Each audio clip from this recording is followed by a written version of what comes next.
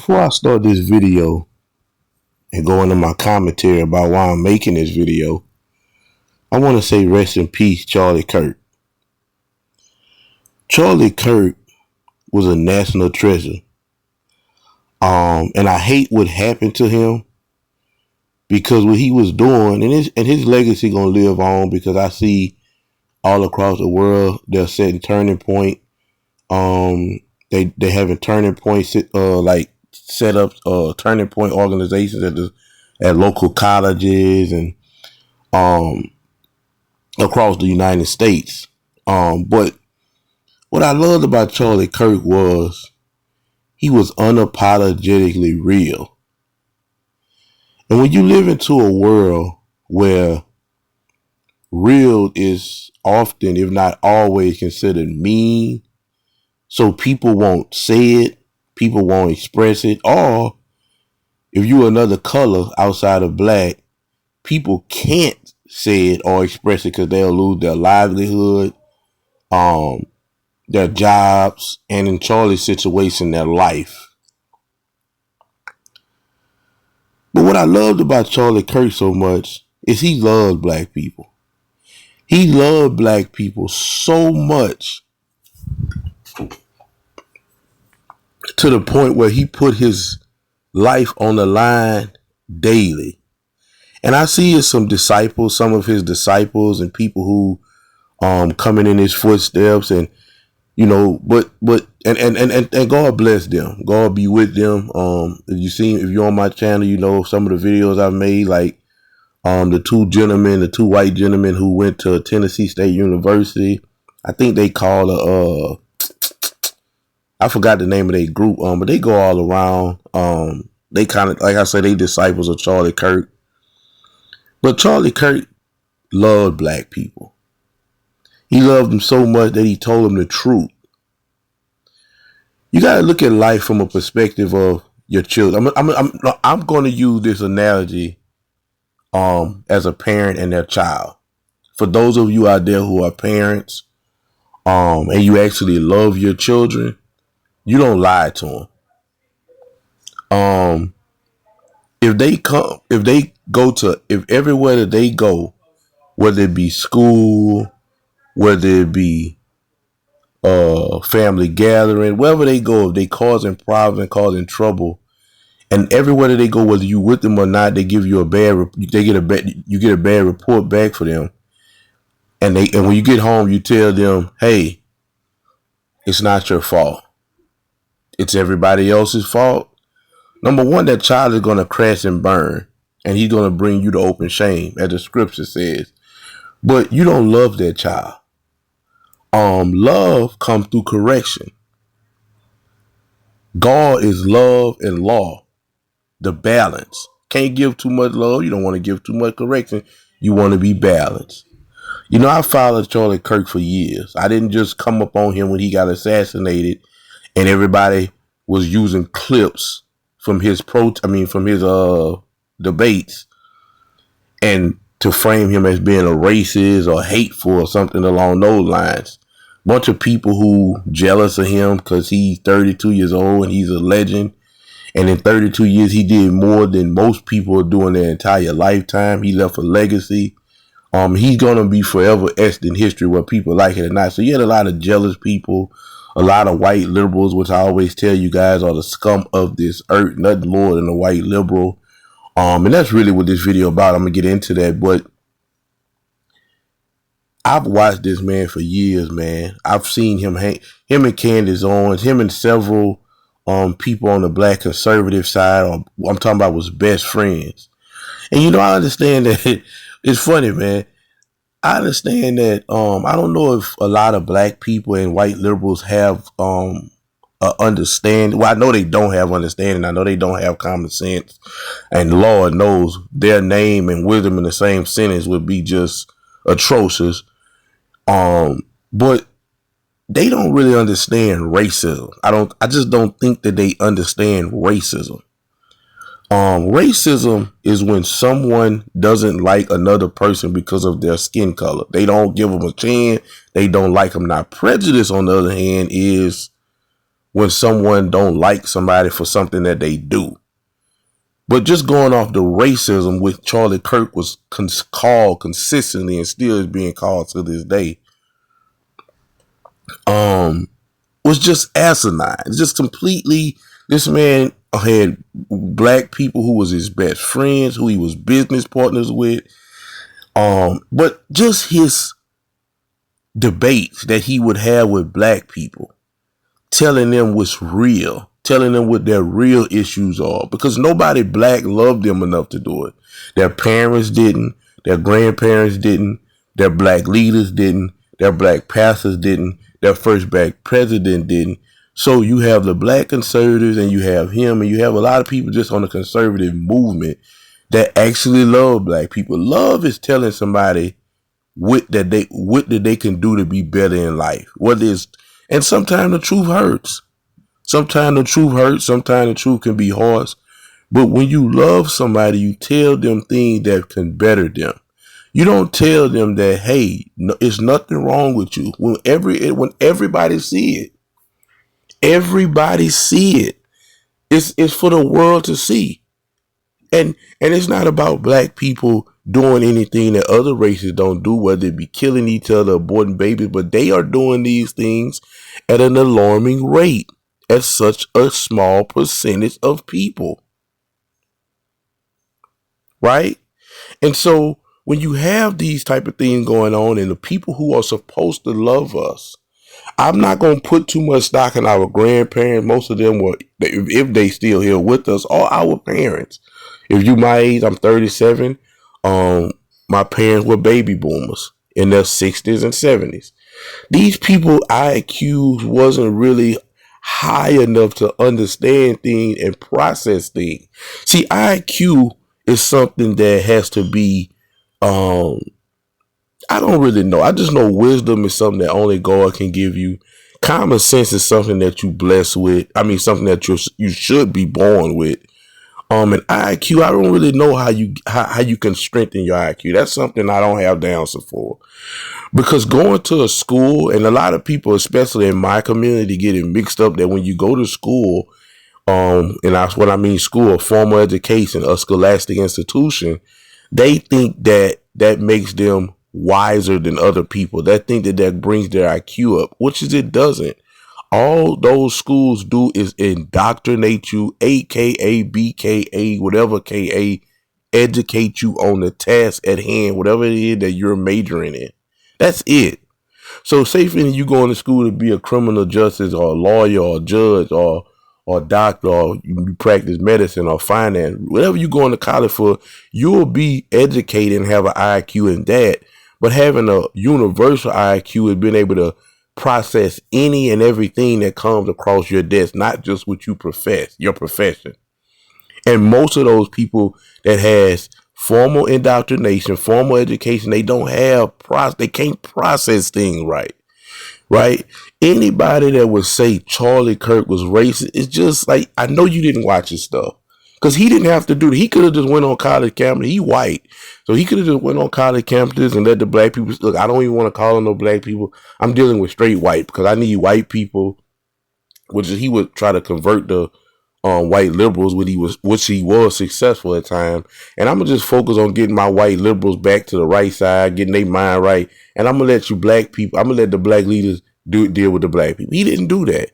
He had something for everybody. And anything that he said, if you took it and consumed it, it was fruit. He had fruit. The Bible says you know a tree by its fruit. He had fruit. He produced fruit everywhere he went. Right? And so all of our so-called, and I say so-called in air quotes, black leaders such as Al Sharpton or the Benjamin Crumps, the Jesse Jacksons, even the Obamas, and I beat this horse all the time and I'm going to continue to beat it. Why aren't these people going on tours? They got all the money that they need. All of their children are pretty much grown. Why? If it's just once a year in the summertime. Why they going to, because most of them, like Obama, from Chicago, I don't know where else they're from, but most of these people are from black cities. Why aren't they going around to their black cities telling the children, look, get educated, value education, value your education, so you can be in a position I'm in as a judge or a lawyer or a president. Stop creating broken homes, black men. Stop it. Stop just spreading your seed, leaving these children to be raised by these women like 70% of black children are. It has, and which is a seed for so much bad that ultimately affects the whole black community.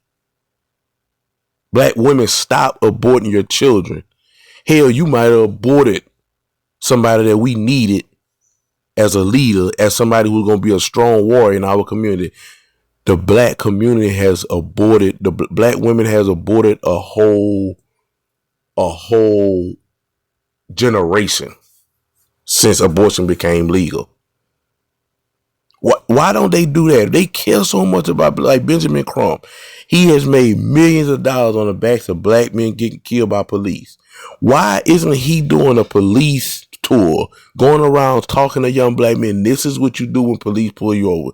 This is how you act. If they still do something, we got your back. But make sure, because these days, ever since the George Floyd, every cop must have body cam. They had a cop the other day. He got caught on camera smoking meth, because those cameras can't be turned off. So anything you do with them while you're on shift, it's being recorded. And I don't know if he was aware of that, but he had the camera on and got caught smoking meth. I'm saying that to say these, and I know this because I'm in certain groups where these police officers must have these body cams. It's not a option. They are mandatory, and they don't cut off. And when they get back to the station, they can't be doctored. They is put on a dock to charge, and all the information is sucked out of it and put into a database. So they can't even doctor what's on there. So these things, because of this, excuse me, Benjamin Crump should be telling them, look, you on body cam. So whatever you tell us, we only could defend what's on body cam, and everything is gonna be on body cam from the stop, from the beginning of the traffic stop, or from the beginning of the interaction all the way to the end. So there's no more lying, there's no more he say, she say. And contrary to popular belief, in certain situations, the officer has legal right for excessive force. But I digress on that point. What I'm saying is, why isn't Benjamin Crump doing that? I'll tell you why. Because he don't actually care about black people. He wants y'all to keep getting killed by police so he can get a case, win millions, and get his cut, and leave generational wealth for his family. This is what has happened to the black community. They sold blacks out. Like not literally, but physically. They actually sold us out. They don't care about us. All they care about is power and wealth. They don't never tell us what we can do to do better. All they tell us all day, every day is the white man racist and he against us. How is that helping us? How is that helping us? Then you even have the preachers, the people who's supposed to be teaching us about God and teaching us about 1 Peter 2 and 9. 1 Peter chapter 2 verse 9, that says we are a holy people, a royal people, we are a holy people, a chosen people, a royal priesthood. Isaiah 54:17. No weapon formed against me shall prosper. Don't matter if it's a white man, blue man, or green man. No weapon. Romans 8:28. All things work together for the good of those who love him and call according to his purpose. So whatever happened to you in slavery and all this old stuff y'all like to bring up, all things work together for the good, because guess what? The things our people had to go through is why we live in the freedom we live in now. Romans 8:31. If God with you, who can be against you? It don't matter if it's a blue man, white man, green man, Jewish man, nobody. This is what the preachers are supposed to be teaching the saints, but they're not. Not all of them, I'm saying. Most of them. Most of them are liberal preachers, and they just in there for a check and tell them, like the Jamal Bryants and I just can't name all of them. They telling black people, oh, you're a victim. The white man. When I hear this, I'm like, I know God is upset at the misrepresentation of the people who is supposed to be, and I say air quotes, represent him, which is they not, because he didn't choose them. But I'm just saying they chose themselves. But still, most people go to church and expect the man to be a man of God, just like we most go to the hospital and expect the doctor to know what he's doing. And they misleading the people, man. But I'm just saying, man, I wanted to say that. I wanted to put that out there before I start this video that I'm about to speak on. That I ran into on TikTok. Of a white liberal. The white liberal, I tell people all the time, Malcolm X told black people 60 years ago, the white liberal is very dangerous. The white liberal is very evil. As I tell people all the time, the white liberal is the scum of the earth. The white liberal tells the black man and the black woman that, hey, it's not your fault. It's my fault. I'm white. My people have been holding you down. My people this, my people that. But what the problem with these people are, they never offer a solution. They never transfer power. They never preach about reparations, which I do black people should get.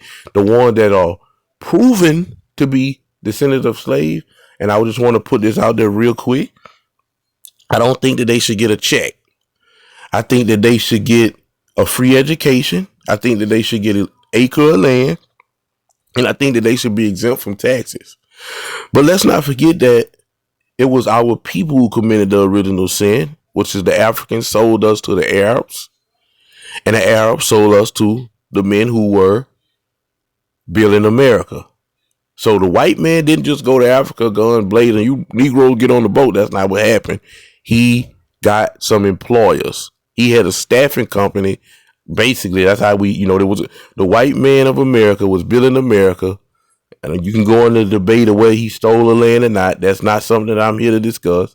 And he was trying to build America and he needed some employers and he went to Africa to get them. He bought us. So because of Africa, the person who sold us and they committed the original sin, I think a part of those reparations should come from them as well by giving each African that was a descendant of slave of some form of stock or some type of investment in natural resources in the African continent. You can't get away because y'all committed the original sin. Y'all was the ones who really committed the sin. Only reason I think that America should, pay a reparations to descendants of slaves is because the treatment. Some of the treatment was just was wrong, and we all know the story. But that's how I feel about that. But you'll never hear white liberals speak about that. What they'll do is they'll slide in with this lip service that this gentleman you see on the screen or the Jane Elliots, or they'll go to the BLM marches and they'll rub our backs. As a matter of fact, the white liberal sometimes give you some money if they have it. It's not a big deal for them. But they evil, they Satanists. Because anything dealing with confusion is of Satan, is demonic. Anything dealing with and a lot of them don't even know that they under the spirit of Satan. They don't know it, right? So Satan to tell them you white guilt. So who you think donated all that money to BLM? Right? Who you think did that? Wasn't black people. I'm not saying black people didn't donate nothing to it, but the majority of the donators was big, large corporations with white CEOs who have white guilt and wanted to wash their hands and say, okay, this is my lot for what happened in white guilt and black people oppressed and all this nonsense. So I'm gonna give them $1 million. I'm gonna give them $2 million. That's where that money comes from, white liberals. But again, the white liberal is very dangerous because again, unlike the black liberal, the white liberal most time have power. As we know with the guy who killed Mr. Charlie Kirk, the white liberal is very dangerous. The white liberal is the scum of the earth. And if they don't be reformed, they just need to be removed from earth. But that's not my call. That's God's call. But I have a deep repugnance for them because black people, most black people, that the ones who always crying about white people being racism, they love white liberals because the white liberal affirms them and he gives them that hug that they really deep down want. That affirmation. But it's not sincere. That's my thing about it. For the most part. Some of them I think it is sincere. It's still wrong. Because you can't make an excuse for what black people is doing in America to themselves. Well, white people brought the dope in our neighborhood. So what you saying is because you say y'all the smartest people in the world, but y'all wasn't smart enough to know that the white man put the dope in your neighborhoods. You gonna sell it to your own people and benefit for $1 off the backs of your own people who suffered, like during the crack era, during the fentanyl era, and all these eras of drug use that supposedly the white man dropped in our neighborhood that hurt black people by other hands of black people selling it to them. And that's the white man's fault? No, sir. You Negroes kill each other every single day in a hood near you. That is not the white man's fault. In certain situations, you may say, well, because a lot of people think rap music is a problem. I do feel like rap music is a problem. It's not the only problem, but I feel like it's one of the problems. And majority of these companies, if not all of them, are ran either by a white person or a Jewish person. And they will sign a rap artist, a black man who talk and rap and brag about killing other black people. They wouldn't even do that. Listen, don't you know they could not have an artist right now? They could not have an artist right now come out and be talking about killing gay people. Talk about killing. Matter of fact, we ain't even going to talk about people. They couldn't have an artist right now that come out talking about killing animals. If they had an artist that come out right now or a genre of music that was talking about killing animals, the PETA, PET people, something about some PETA, you know what PETA is, go look it up. And all of these groups of organizations that protect animals, they would get those people canceled overnight. But you got a genre of music that celebrate, push violence, disrespect to black women, drug use on a community, and it's celebrated. One of the biggest genre of music in the world, not just the United States, in the world. And you telling me all of the issue that we have is the white man problem? We create all of these broken homes. That's not the white man problem. I mean, the white man's fault. Our women are committing abortions more than any other race. They have STDs more than any. None of the issues that are affecting our community is black. It's the white man's fault. And I love the Charlie Kirk, man, because we need more white men like Charlie Kirk. We need more white men. I wish every white man was like Charlie Kirk. Black people would be doing better. You know why? Because white men would say, you know what? Because Charlie Kirk wasn't afraid. White men would say, you know what? We not the problem. We not y'all issue.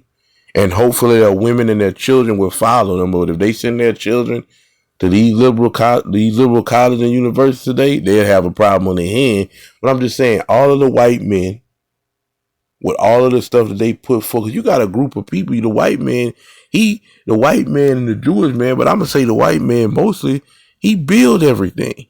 He over everything.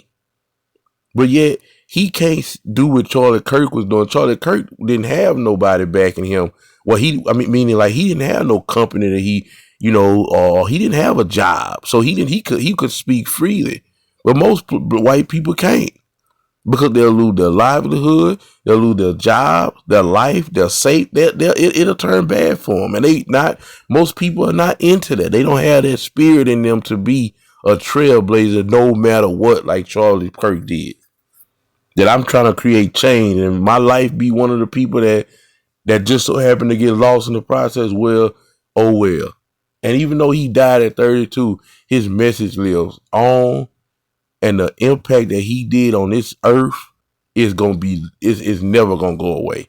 And more people gonna get help more and more and more from his message if they just go back and listen to his old messages. If his disciples do the right thing with carrying on his message, he was a great man, but he wasn't afraid. And the minute white men join together, hopefully their women follow them, and don't be afraid and say, "Look, black people. If we descendants of some of the people that affected y'all hundreds, whenever slavery was, look, check this out. That's over with. Y'all got influence. Y'all got capital. Y'all all very smart. Y'all all educated. Y'all can do whatever in this world that we can do. We not being bullied anymore. That is over with. If we don't physically attack you, we're not losing our job. We're not firing our employees over no words. I don't care if a white person say the N-word. If somebody don't hurt you white, nothing that they say can get them canceled. If everybody else can speak freely, so can we. And this is what we standing on. We not backing down no more. Now, if it turned bad, it turned bad. But we not backing down no more. And guess what? Black people would be forced at that point. They would be forced. It wouldn't be no more, okay, we could bully white people and like Jan McCracken and all these black Democrats and just get on there and say, we gotta come up with a new strategy because bullying white people is not working anymore. Right?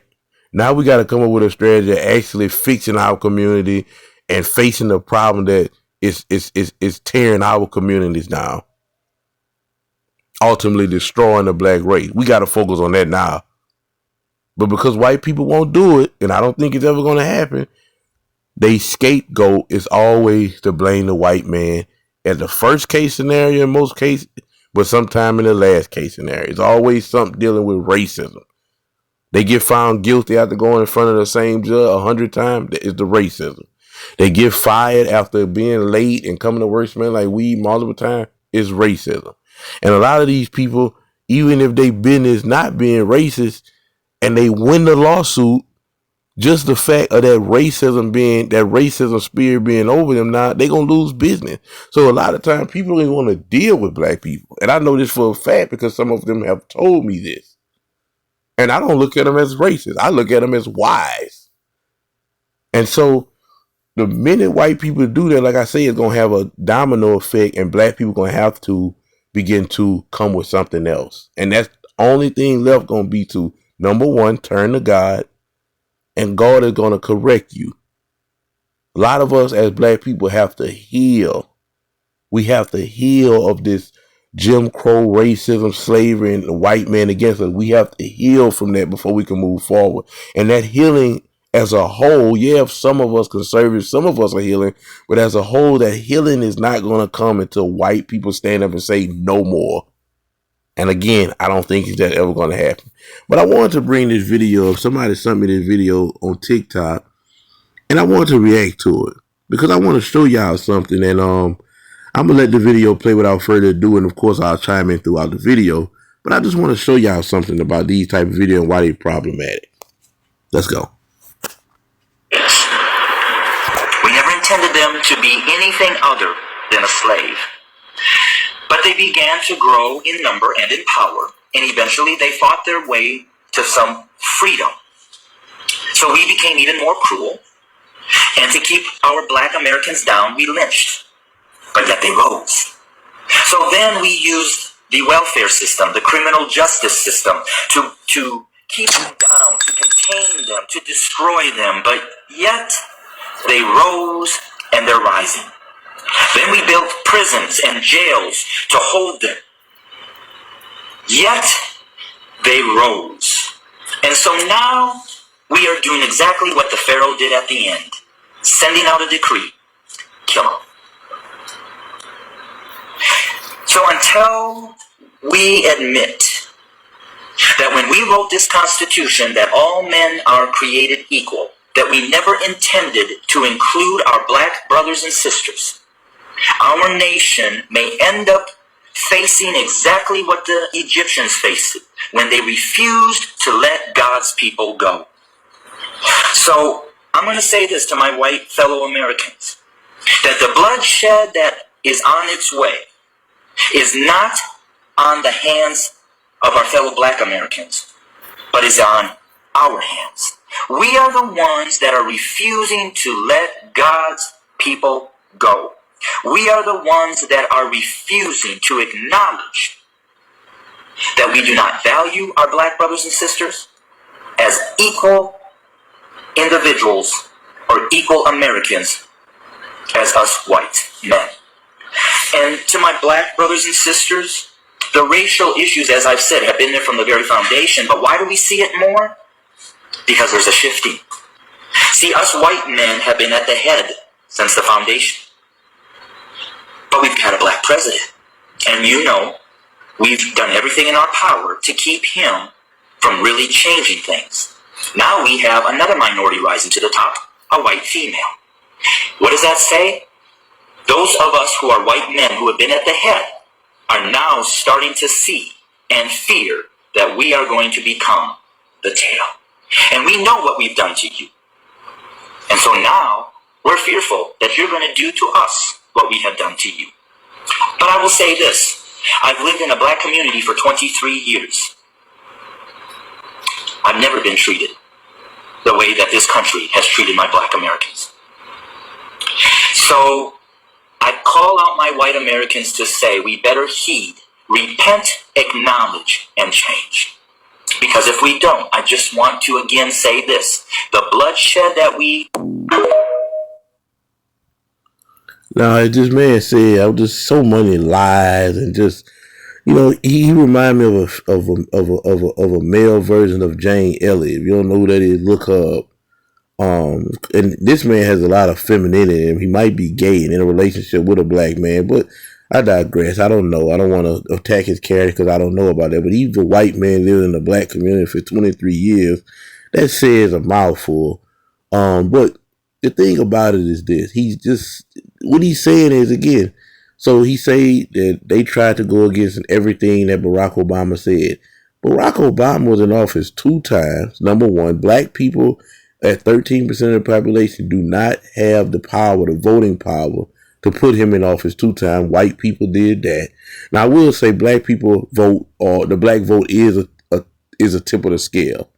It does tip the scale. We are the ones who reelected Donald Trump. And what I mean by tip the scale is, if you go in one, I don't know what city you're from that you may hear this, but if you go in one of those Texas towns, in Louisiana towns, they have these machines in the gas station where it's a whole bunch of coins hanging. And what you do is you drop a coin in there, and you hopefully your coin tip the scale for all of the coins to tip over and you to get a jackpot. And so that's what the black vote does. The black vote is a drip that makes the pool overflow. A lot of black people don't vote, but a lot of black people did vote this election for Donald Trump, black men especially, and that's what tipped him over the edge. Number 2, they didn't let him do what he wanted. They didn't let him do a real change. He passed gay laws that affected the whole America and opened the floodgate of homosexuality and wickedness that we're dealing with right now. No other president did that. He is the one who did it. He is forever going to be known for the president to legalize gay marriage and start the woke agenda. Or matter of fact, master the woke agenda. If you go in the Smithsonian Museum, he's the only president sitting in a bed of flowers. Every other president is, in a strong. They portrait is in a strong setting, a masculine setting, or just just a decent setting. His setting is him in a bed of flowers. Everybody know, everybody know what's happening with Mr. Barack Hussein Obama. Not only that, he said, what else did he say? So let me go to some of the things he said I want to see to make sure. Are now starting to see and fear that we are going to become the tail. And we know what we've done to you. And so now, but we've got a black president. And we've done everything in our power to keep him from really changing things. Now we have another minority rising to the top, a white female. What does that say? So I'm guessing this video was created during the Hillary election, whenever Hillary and Trump was running, because he say that she's running, because that's the only time he's not talking about Kamala. So I'm guessing this is at the tail end of Barack's second term. Those of us who are white men who have been at the head are now starting to see and fear that we are going to become the tail. Well, again, more and more just bad advice and just lip service that makes no sense. White people are still 60% of the population. So this lie that people are saying about, White people are in fear that they're about to be outnumbered and they're not having enough babies. Just asinine. Because first of all, when you got a lot to lose, you could do that. You got 60% of white people. And if they are ever, if the white man is ever overshadowed in percentage and population in America, it's not going to be by black people. Black people, yes, we have a lot of babies, but we kill a lot. We kill each other at an alarming rate. I was watching this TV show last night, and it was a documentary, and I'm not gonna go too deep into it, just to add context to what I'm saying. And it was a documentary about New Orleans, and I'm from Louisiana, and in the '90s you had a lot of crime going on black, a lot of late '80s, early '90s, and the crack era. And you talk about Washington D.C., you talk about Chicago, you talk about South Central LA, you talk about these areas that had lots and lots of killing, but they were big areas, cities with millions of people in them, even though every life is still sad. But New Orleans was very different, you know what I'm saying? Different breed. New Orleans it's never been over, it's never been over 600,000 people in New Orleans, and yet they was always in the murder capital because they was having the same amount of murders in New Orleans than they was having in South Central and all these areas. New Orleans people, man, these people, they was average at one point, they was averaging 2 or 3 murders a day. I'm talking about people were literally it just was outrageous. And this was black people, right? They kill each other too much. And when you're a small percentage like black people are, you gotta preserve, but instead of preserve, they killing off. They killing off with gun violence. They killing off. They eat very bad. So yeah, they have a lot of babies, but they'll never catch up to white people. Not to mention the white people can never be the tail because they have unification. They unified. Even though some of them don't agree with each other, they still able to come together for a common goal. And they also understand community generational wealth, not just generational wealth for one family, but they understand community generational wealth. And I have a video on my channel, go check it out, called A Basic Formula for Community Generational Wealth. I was, I'm giving it out for the black community, but go listen to it and understand it. And this is what white people and all these other people are doing. This is the game that they're playing. Black people don't play that game. We play the game where we want to look good. We all about an image. We want to look good for social media. We want to look good in front of our family and friends. We not really focused on community generational wealth. Some of us are focused on generational wealth, but not community generational wealth. It's only about us, our family, and that's our problem. These other races are not like that, so we'll never be the head. Only way we'd be the head is if the civil rights movement would have never happened. I know that the civil rights movement, one of the biggest mistakes to the black community, and I don't ever think we ever going to heal from that. If you don't understand why I say that, I have a video also of that on my channel called Why the Civil Rights Movement Was the Biggest Mistake That Ever Happened to Black People. But yeah, man, you have guys like this, they'll never really say nothing about actually telling the black people what they need to do to better themselves, like Charlie Kirk did, or the conservative white men that do so, that get called racist. But they'll have a guy like this who say this, and what he's doing, he's affirming their bull crap, and basically he's giving them a virtual hug. And if he's in their presence, I'm sure he'll give a physical one and say, hey, it's not your fault. What y'all doing is nothing wrong with y'all doing. Y'all do not need to self-correct. It's our fault, and I have white guilt. And it's just so pathetic because, again, it doesn't help. It doesn't help. It's not solutions-based. It's not solutions-oriented. It actually does the opposite. It hurts somebody. It hurts a group of people who already have been fed this by their grandparents, some of them by their parents, that they have to work harder, that this is a white man country. All of this is lies. All of this is lies. And if you somebody who believe in God and you teach your children that, you should be ashamed of yourself. Because the scripture that I spoke about earlier, 1 Peter 2:9, Romans 8:28, Romans 8:31, Isaiah 54:17, all of these scriptures, is plenty more, tells us that we are victors and not victims. You can't be a Christian and be a victim. This is not no white man's world. This is God's world. The heart of the king is in the hand of the Lord. God run this, not no white man.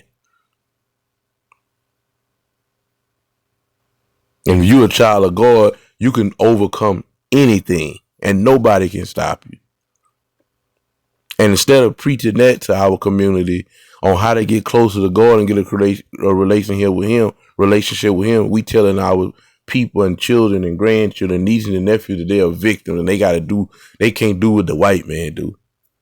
And I'm talking about it burns me up when I see people like this guy on the screen, Jane Elliott, who is affirming that nonsense. And because they got a white face, the black people are going to say, yeah, see, look, white people saying it. It doesn't matter. It's a lie. And these white people do not care about you. All they are is lip service. You'll never hear them talk about, let's get them some reparations or put any type of bills to get reparations. You'll never hear them try to say, you know what? I got this power. I got these resources. I'm going to give it to you. For the most part, like I say, in some situations they will, but in most situations they won't. All it is lip service and a hug. And I say all the time, a lot of black people that always talk about white people racist and all this and all that, that's really all they want is that hug and to be affirmed. And I think these people know that. And just like the black leaders, the black politicians, the black preachers, they take advantage over black people because they know that they know that most of them just that's how they think. So what I'm gonna do is I'm gonna take advantage of them by telling them, yeah, you're right, even though you know they wrong and you know they self-destructing. And I think that's evil and demonic. But that's all I had to say on this, man. And again, man, we need more. We need white men to become like Charlie Kirk. Rest in peace, Charlie Kirk. And I thank y'all for watching this. Have a good one. Your boy Vernon checking out.